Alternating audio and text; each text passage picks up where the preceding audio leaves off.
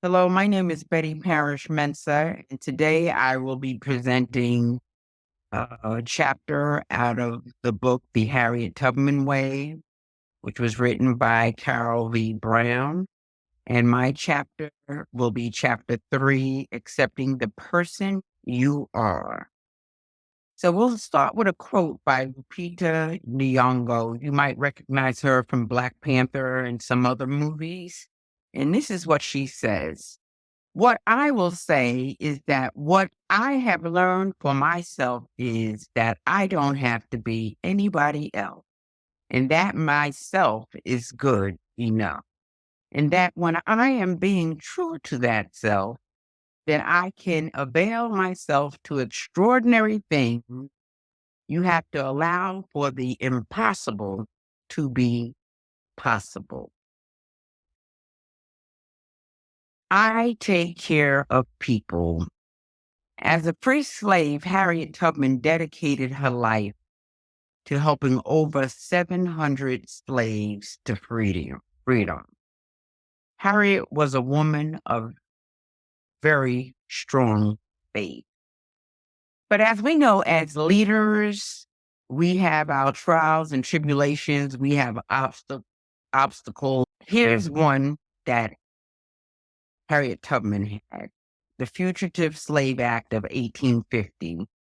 It allowed special government officials to arrest maybe runaway slaves. So that could be anybody that looks like us, that they could just pick up and say, this is a runaway slave. But in addition, it required that all escaped slaves, upon capture, be returned to the slave master, and that officials and citizens in free states had to cooperate. In other ways, you're not supposed to harbor any slaves. You're not supposed to prevent these officials from taking any slaves. This was a real strong congressional law. So Harriet, being the leader and the great thinker that she was, she decided to take these escapees, these former slaves, further north into Canada. You have to think about it. Maryland is about 500 miles from Canada, and they didn't have a Target. They didn't have a Burlington. They had slave clothes. They didn't have pants and shirts to pick from or jeans to decide they wanted to go on this trip. They barely had any clothes. This was a very hard trip for a lot of them. And just think about when you have to drive 500 miles in a car, how comfortable it can be. But they're riding on trains sometimes, but maybe doing a lot of walking through woods. And woods don't have paved sidewalks. Okay. So this was a very difficult trip to Canada. In addition, it was cold in Canada. They were from Maryland. It was warm, but life was hard in Canada. Many of the slaves, including Harriet Tubman's parents, thought that Canada was the coldest place on earth. It's really hard to imagine what they had to go through without any clothes. It's almost like they had beach clothes traveling to this country. Harriet believed that the Lord trained her as an army nurse to prepare to take care of people. She worked in an army hospital and she used the blocks of ice, melting ice, to wash the wounds of the soldiers.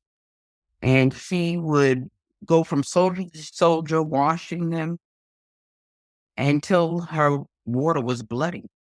Then she'd go get another block of ice and do that. She also talked and prayed with those soldiers. Harriet Tubman was responsible for the well-being of many of the escaped slaves. I can't imagine the burden that this woman had on her as she brought all of these slaves north And not all of them had relatives, not all of them had connections, and even if they had relatives that were in the North, they didn't have the funds to get to them. So she'd bring people here. I can imagine her bringing people here, and they had no place to go. She had to raise money.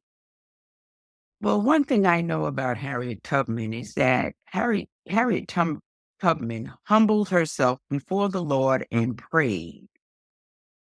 She loved her neighbor as herself.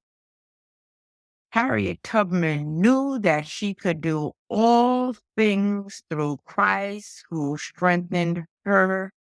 And most of all, yes, she knew that Jesus loved her.